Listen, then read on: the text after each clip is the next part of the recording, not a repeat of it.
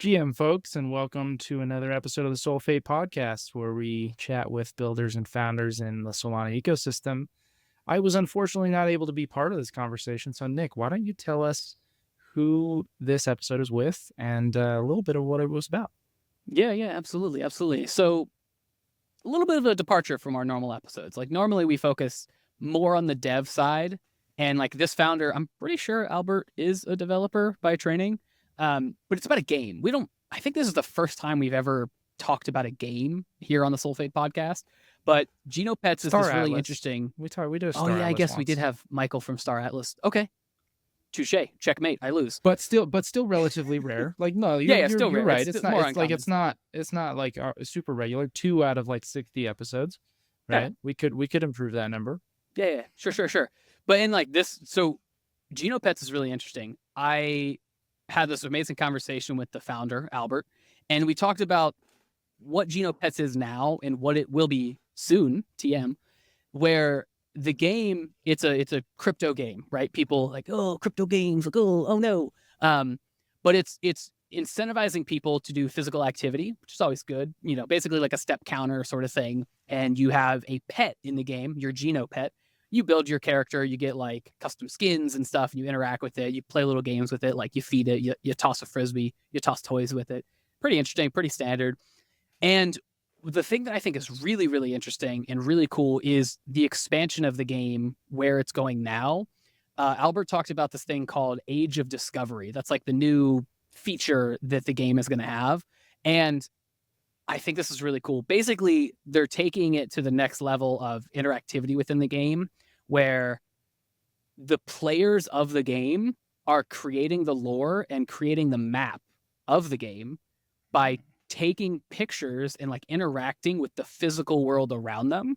So like you go on a walk, you take pictures, you post them in the game sort of thing, and they use AI on the back end to basically generate the lore and the map of the game in like a very fog of war, where you don't know, like you're kind of a it's called fog of war. How to describe fog of war? Actually, it's like you when you're looking at like a game map, like a video game map, and you can't see anything except for like your immediate surroundings, and you have to like explore into the darkness to figure out what's there. That's fog of war. And they're basically doing that with the entirety of the game, which is really cool. So like the players get to create the lore and interact. And I thought it was really, really cool. That does sound fun. I'll have to go check it out. It's like AI and AR almost kind of combined type of thing. That sounds fun. Well, let's dig into it. Quick shout out to Phantom. Phantom is the preferred wallet of the Solfate ecosystem. Phantom. We love partnering with Phantom. Let's dig into the episode. Let's go. Nothing in this podcast is or should be considered financial advice. Any opinions and thoughts expressed are solely those of the individual. They do not represent the opinions of any entity. Enjoy. Give me the elevator pitch for what is Genopets and who are you? Yeah, hey, so Genopets is a mobile game that helps you stay active and incentivizes a healthy lifestyle.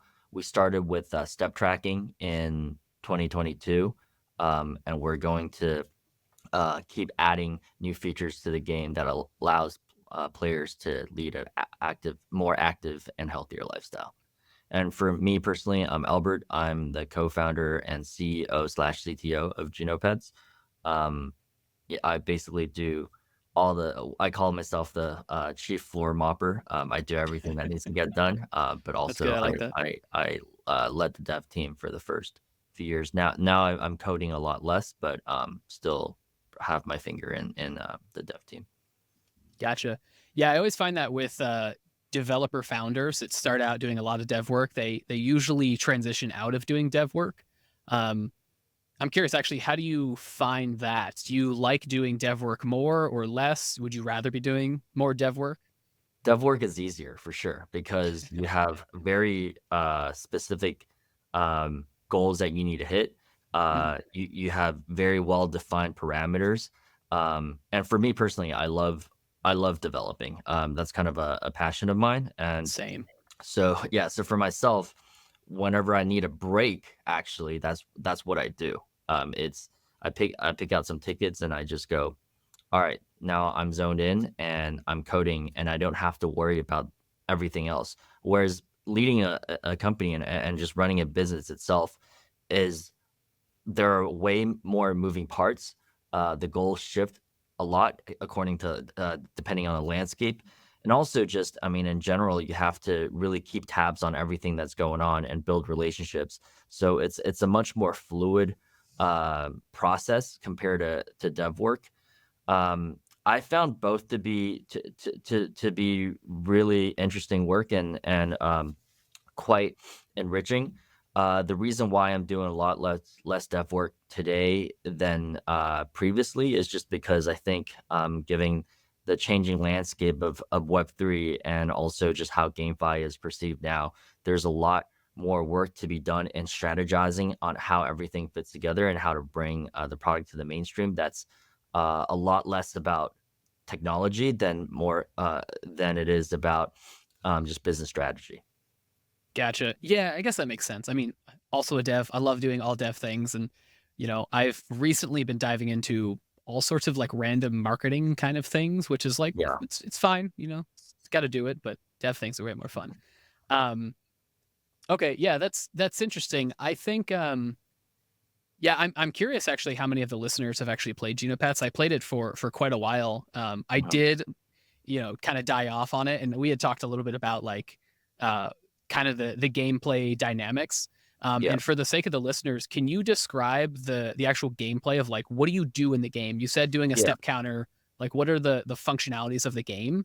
And then afterwards, I'm gonna ask some questions about the on-chain specific stuff, which I think is really cool how you guys are doing that. Yeah, sure. So, the mobile games, since we launched the alpha in 2022, to right now, we have a public beta that was launched a few months ago. The basic gameplay is that you summon a pet, and that becomes your companion in your fitness journey. The only data that we capture right now is your step data. So every day you walk a number of steps that converts into energy that you can then use to level up your pet. Uh, Meanwhile, you have to keep your pet happy. So you have to pet your pet, you have to feed your pet, and you have to play with your pet. And then we have all these other modes that helps you get food for your pet and get toys for your pet, such as arcade mode, where it's basically an infinite runner. All that is to say that the main game loop right now is just walking passively, going about your day. At the end of the day, you interact with your pet, you level it up, and then after a few levels, your pet evolves.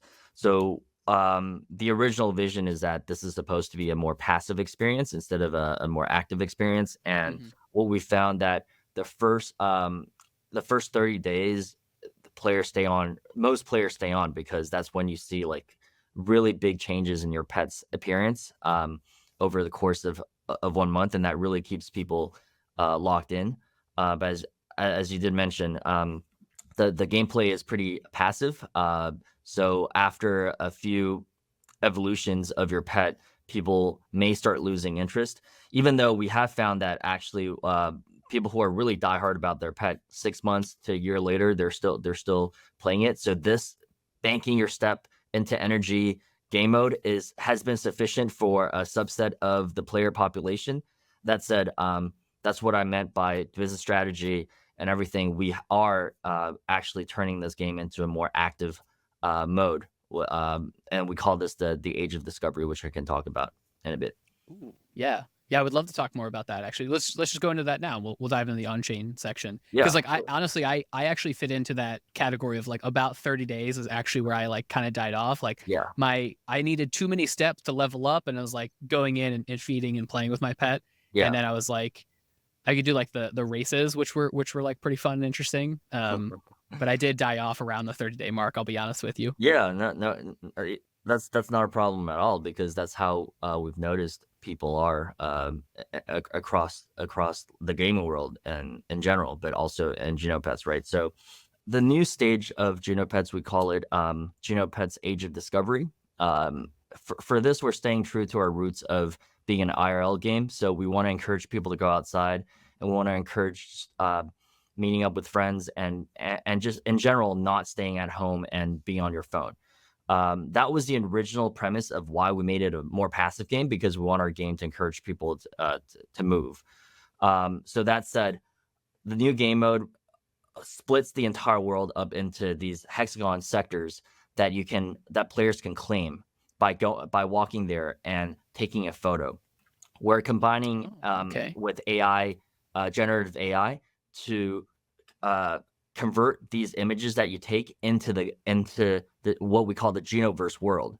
So as more and more players take pictures of the world, you see the map of the world kind of fill in, and then the entire game world is another layer of on top of the real life world, and every location has its own lore and has its own Oh, that's cool. own images. Yeah, based on this generative AI. So it's a little bit like, quote unquote, I don't like to use the word anymore, but like metaverse. You know how like metaverse was so hot back in 2021.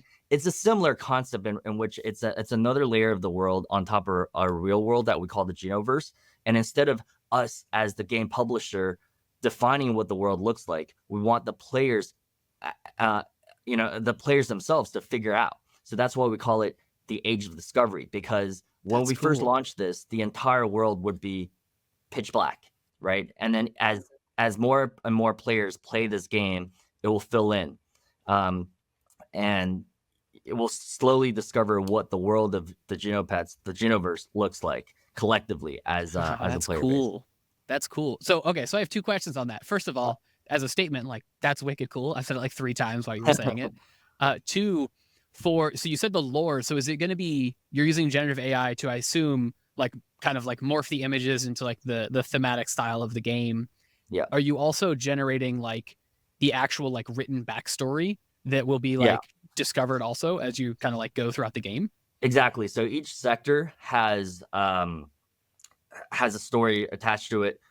We've been experimenting with using generative AI by seeding, because we've written a decent chunk of the lore, in the last few years, but it hasn't been very fine grained.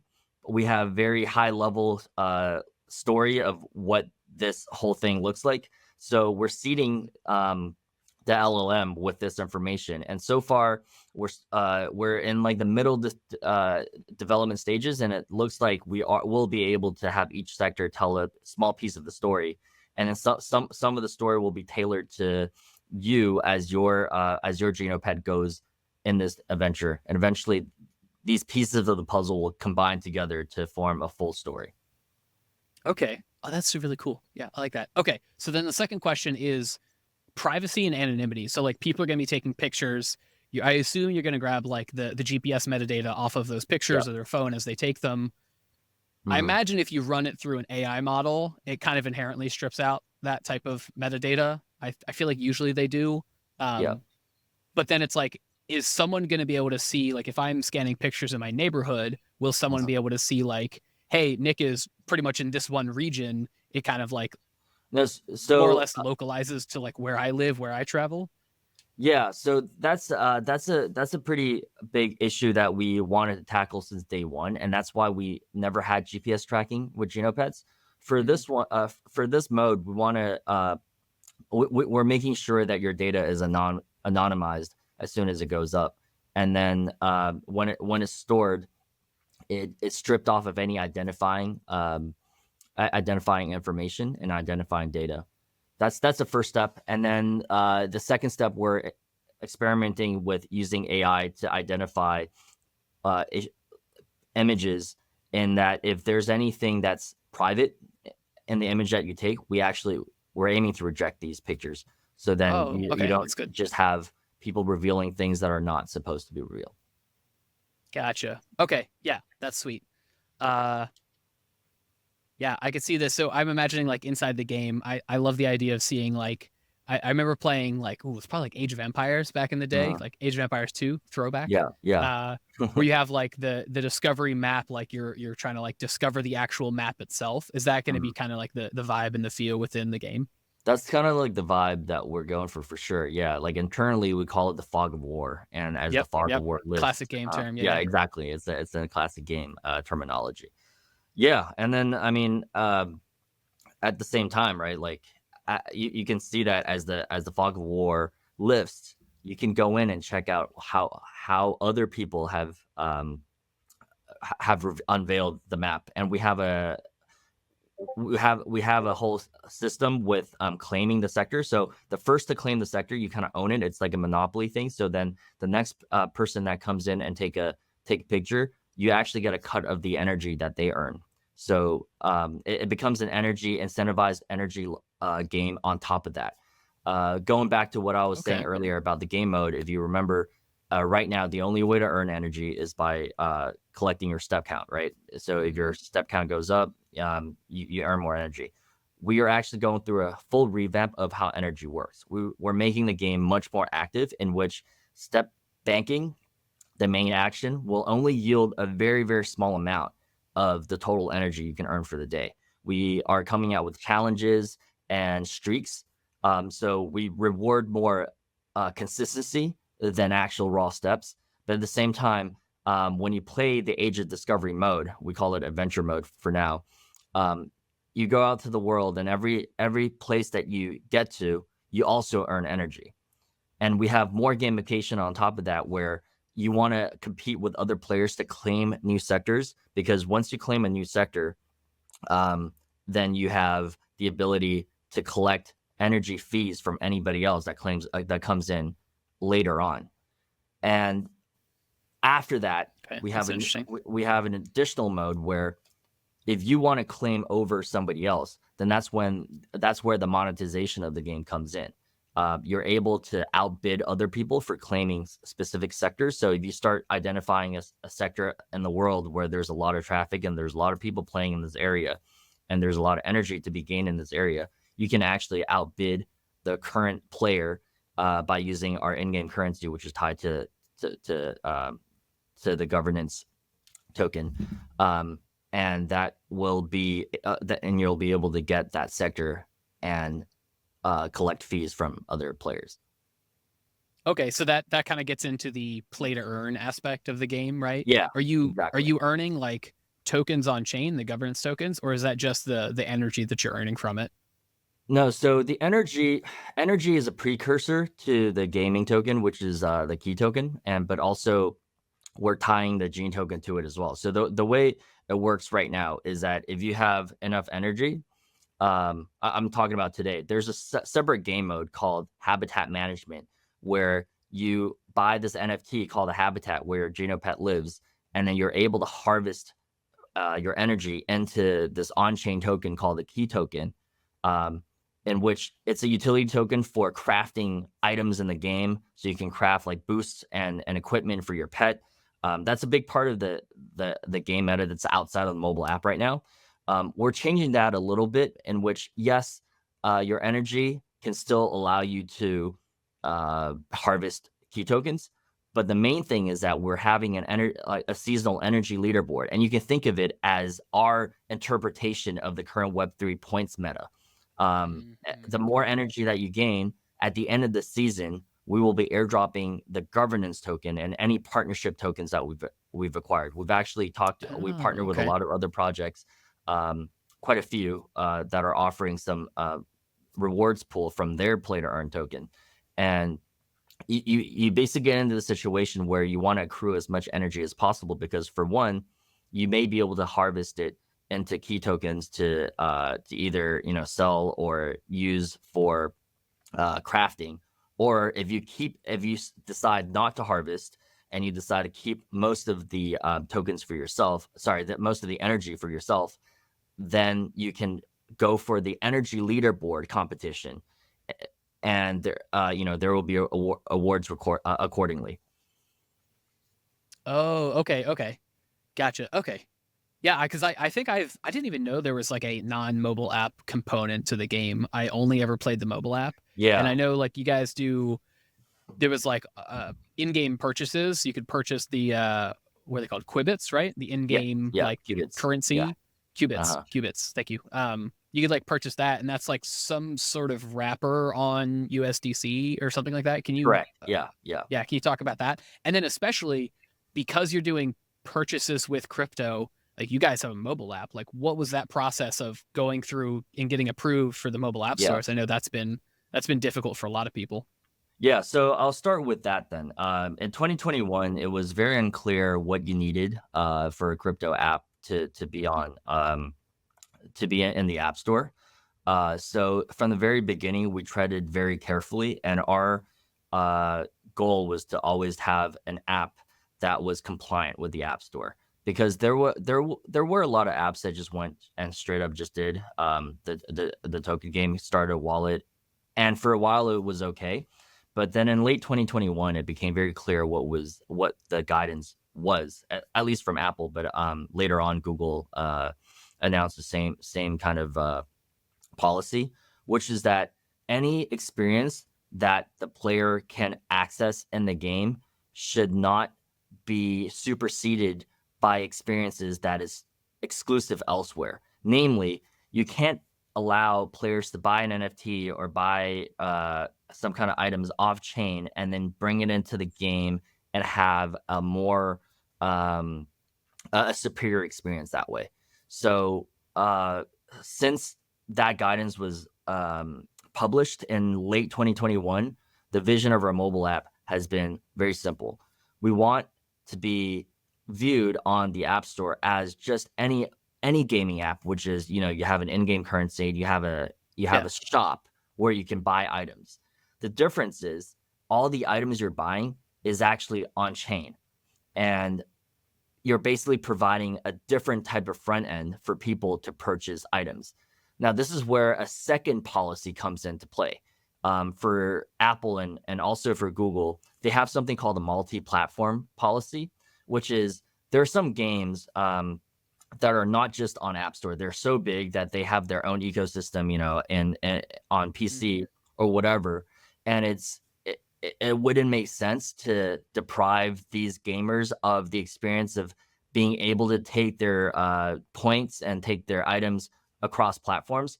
So the policy is that as long as the same items and the same experience is accessible for the players of the iOS app or of the Google Play app, then it's okay. It doesn't even have to be price parity.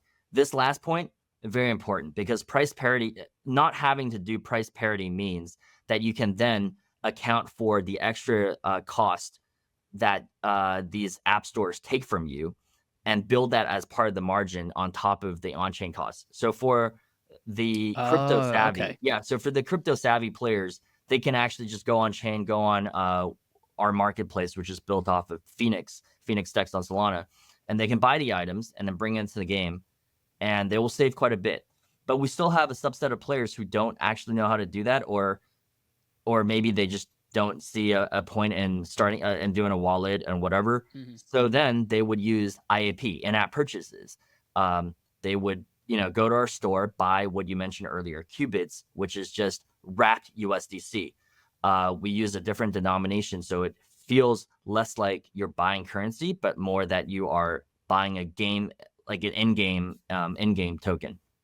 Now, after that, your qubits are used to purchase anything, any items that you want to buy. So in the Genopets game, you can buy food, toys for your pet, boosts for your energy boosts, and also equipment and what we call augments, which is different body parts that you can swap out for your Genopet. That's a huge part of the end game, by the way, where people on chain are crafting these really rare items, and then the players end game buy it from them and customize their Genopet. And you can go on what we call the Genodex in the mobile app and actually see like the top like pets and what they look like. They're really customized because we allow customization of every part of your Genopet, including colors. The only caveat is that all of these are enabled by on-chain crafting, and these items must be either purchased on-chain or purchased in the mobile app. Okay. Yeah, I guess that makes a lot of sense from like the perspective of the app stores of like saying, basically, we don't care what you do as long as you're not making the experience worse for our app store users. Like, I can get behind that. I mean, they do charge like a relatively high that's fee. the quiet part out loud, right? That's the downside. Yeah, they need their fees. That's what it is. Yeah, that's really what it comes down to. Yeah. But I didn't actually realize that part of the app store's policy, whatever platform's app store, that they specifically call out that you do not have to have price parity, because I know a lot of people do that with their mobile apps, but I've never personally read their policies because I never tried to deploy a mobile No, app. I don't think they like write it in black and white letters that says you don't have to have price They parity, just but don't say you they cannot do it. yeah, they don't say Gotcha. that you have to have price parity. Yeah. Okay. Yeah. So then, I mean, from the user perspective, it's like paying a convenience fee. It's like a credit card processing fee. You pay Oh the yeah. convenience fee, you pay a little bit higher. You don't have to go out of the app. You can stay in the app, so it's like more contained. So get behind that. That makes sense. Okay. One of the things I really want to talk to you about is the crafting system. So our show here, like, we definitely lean more technical. Myself and James, who's not here, we're both devs. I personally love asking questions about like the dev Yeah. side. So can we dive into the technical side of like how your crafting system works? Of course. So yeah. like you said you're using Phoenix decks, which like Jerry and Phoenix are awesome. Every time I've talked to Jerry, I just feel so dumb because he is so incredibly smart. I just he just breaks my brain. So I would love to hear about like how the crafting system works, like and like how your Solana your deployed program kind of interacts with the decks and all that kind of good stuff. Yeah. Just you mentioned the deck, so I want to go from there first. Sure. So our items are all semi-fungible tokens, the SFT standard, which in dev terms means that they are tokens in the token program with a decimal of 0 and unlimited supply, right? Whereas if you know, like, if it's an NFT, then there's a max supply of 1. So that's the main difference between an NFT and an SFT, is that the supply number is different. They both have token metadata, which is a decorator for what it means. The difference is the reason why we use SFTs is because we have many instances of the same item. For example, we started with fire crystals, earth crystals, all these like elemental crystals that you can get, and we realized that it didn't really make sense from a rent perspective, but also just like programming, just writing out like program mints. So this was back when collections wasn't well defined either. So it was really difficult in 2021 to figure out how are these NFTs all related to each other. The easiest way is to just use the SFT standard and use one mint address for one item, because there wasn't a meaningful difference. They are actually semi-fungible in that one earth crystal is not different from the other. So that was a big decision point that we made in 2022 to use semi-fungible tokens. I don't think that many other games do it. I know Star Atlas does it. So that's the caveat, because that's important to know why we use Phoenix decks for it. So interestingly, you mentioned about Jerry. I met him Breakpoint 2022. And he was explaining to me that they were building a new type of on-chain order book that was crankless. Crankless. You're exactly. Like, but Jerry, what does that mean? The thing is, right? Like, I remember hearing that and immediately it clicked, because I was working on, this is 2022. We were working on SFTs at the time, and it clicked to me immediately, because in order for us to have items that are tradable in game, they need to be crankless. Otherwise, your experience on the user side is terrible. And I know, like, most of us, we started in 2021. Like, my first time trading on Serum, I was really confused because I market bought something, and then I waited, and I was like, wait, where did my money go? And it wasn't explained very well that you have to wait for a crank to do it, and then you see your results, and then you have to withdraw it.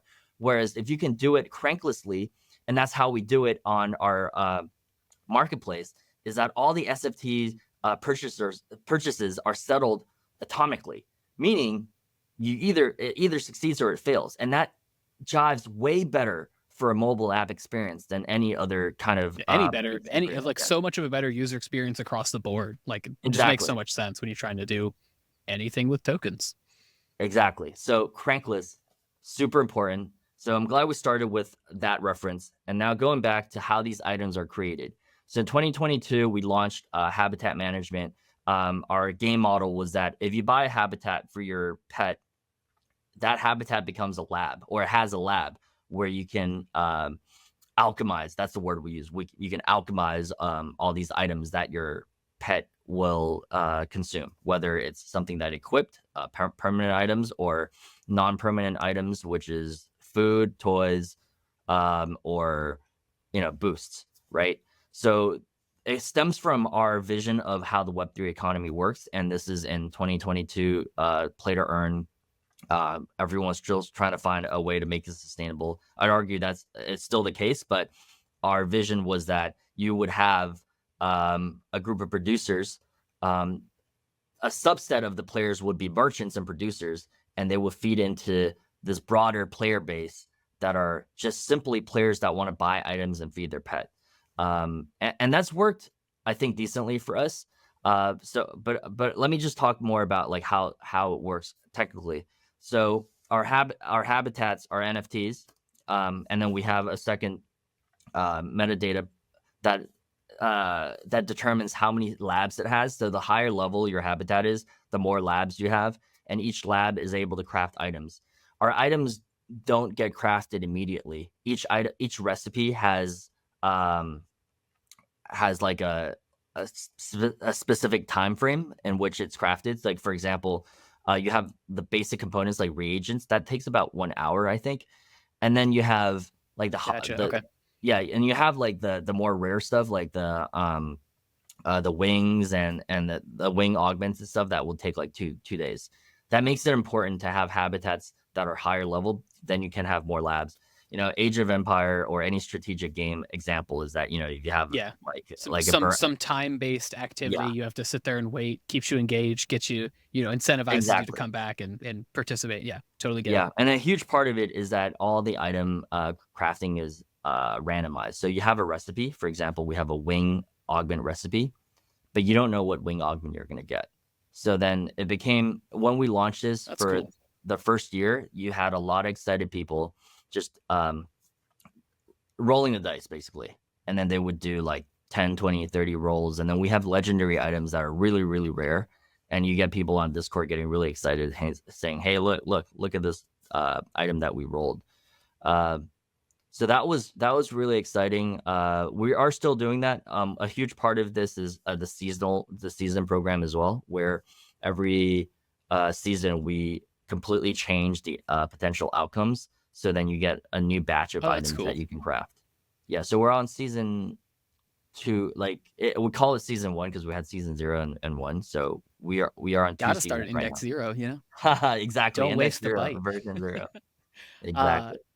Do you guys do like you mentioned seasons by number? Do you guys do like seasonal items by like the seasons of the year of like, hey, it's it's summertime. Here's a beachy themed item, or like it's Halloween. Here's a Halloween themed item. So we do have seasonal items that we kind of just drop as part of the campaign. So we have Halloween. Okay. We have those Halloween jack-o'-lanterns. Every year. That's fun. But we haven't been able, like, we're not mature enough to have that many seasons in a year because it's a lot of operational overhead. Yeah, that's fair. So just probably 1 or 2 items per like special occasion. Okay, yeah, that's fair. I want to circle back to the randomness that you described. Are you guys doing that randomness on chain with like VRF from like Switchboard or some other provider using Switchboard? Yeah, we have a PR out for converting it to Switchboard VRF. We have that working. It's just on production. It's actually a lot of overhead in terms of like the instances the nodes you have to run. Oh, really? Yeah. Can you talk about that? I actually don't personally know. I don't think we've ever talked about VRF on the show before, and I've never personally actually had to deal with it. I just know like Switchboard is has a popular VRF solution. Yeah. So we actually, it's been a while since we submitted the VRF PR internally. What I remember is that you actually have to create. What it is that it's a callback into your own program. So the callback would have provable randomness, but you have to host a node that does that separately.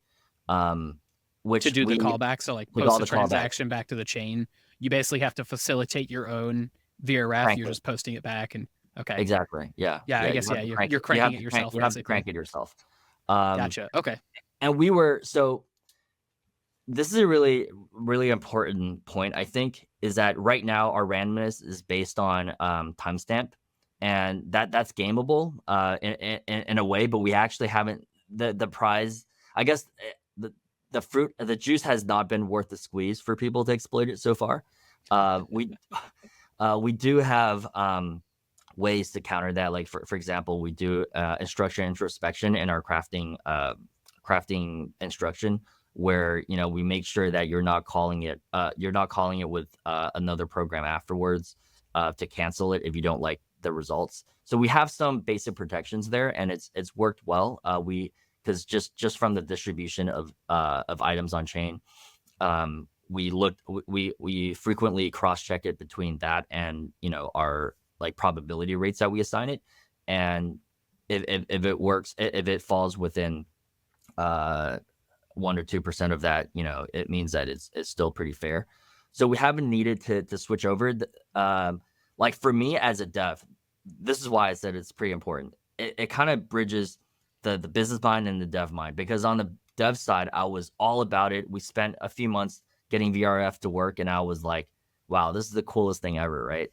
But then on the business side, it became obvious that it wasn't like the complexity of maintaining the node potentially going down, having to rewrite some of the logic so that it's you have to allow for some time for the cranker to actually crank, and for the randomness to the result to come back there. All of that complexity really wasn't worth it for us because nobody was questioning how random it was.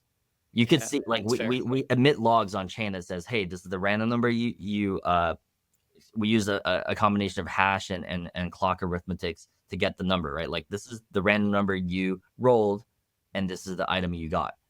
That seems to be sufficient to 99% random of our enough. players.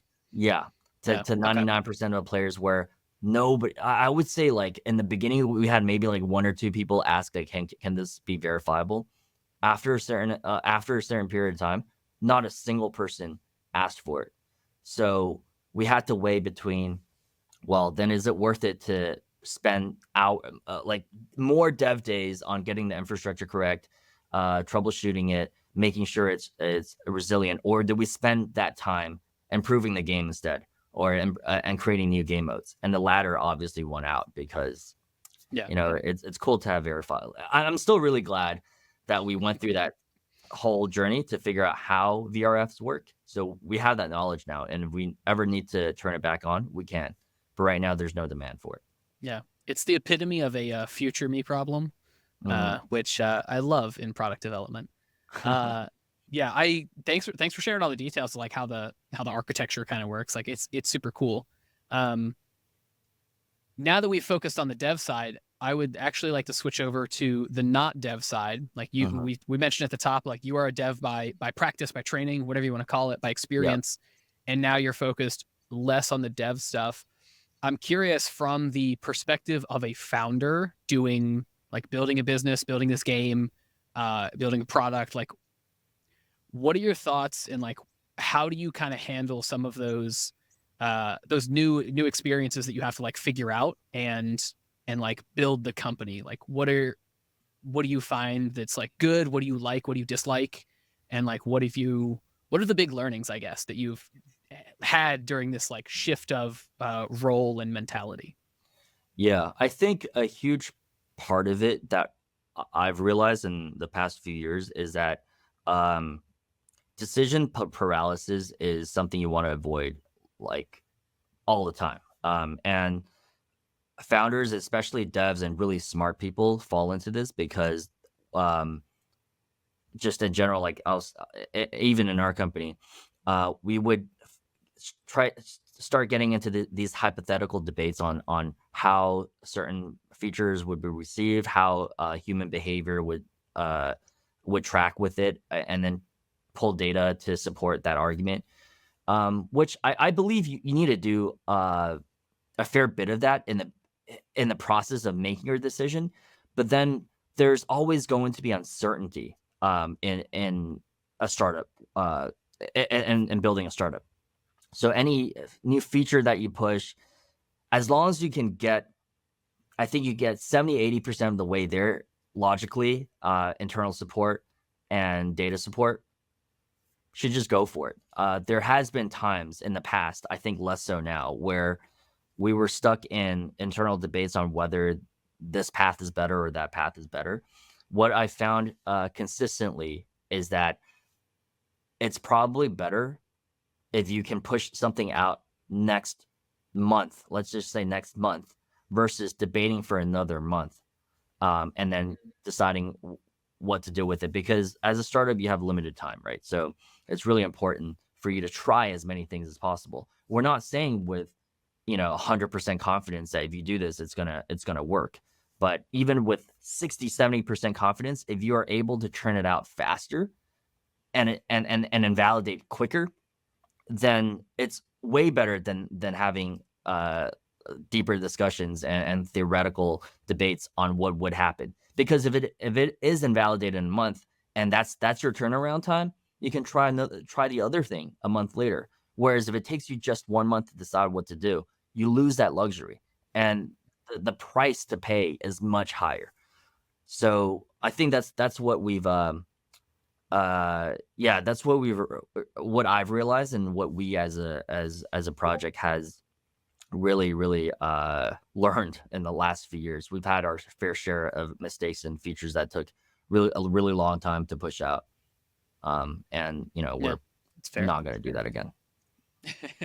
I mean, learning from your past actions is certainly an important thing. Yeah, I think I've actually heard that a lot from a lot of founders, and or not even just founders, but like people that are in those like higher level decision making roles of they basically always say the exact same thing that you just said. It's make a decision faster and just go forward with that decision. Like, there could be consequences, either bad or like positive or negative, but just make the decision to move on, and you can always adjust it later for like probably 90% of circumstances, if not more. Yeah. Okay. I always love getting the exact same responses from people. It's like reaffirming this like nugget of info in my head. There are always nuances there, right? Because there's always it depends and the caveats in every possible way. I've also seen like other founders take that to the extreme, where they just iterate over like random ideas over and over again. That's also not good. You want to take some time to think about your strategy and the way forward. Yeah, for sure. Yeah. Okay. Well, this has been a great conversation. Thanks for joining me today, Albert. And appreciate it, Nick. We're getting to the end of our time here, but I want to make sure that if there's anything that you want to mention or get across to our listeners that we haven't already talked about, anything you want, floor is yours. Awesome. Yeah, I really hope that people, once we do announce Ages of Discovery, people can come give Genopets a try again. I know a lot of people in the Solana community have been part of our player base for the last 3 years, and we deeply appreciate that. I think the game and the ecosystem is going to look a lot different in the coming months, and I'm really excited to reintroduce Genopets to the community again. Awesome. Beautifully said. And I guess we'll go ahead and wrap it here. Thanks for joining me again, Albert. And to all the listeners, we'll catch you in the next one. Thanks, Nick.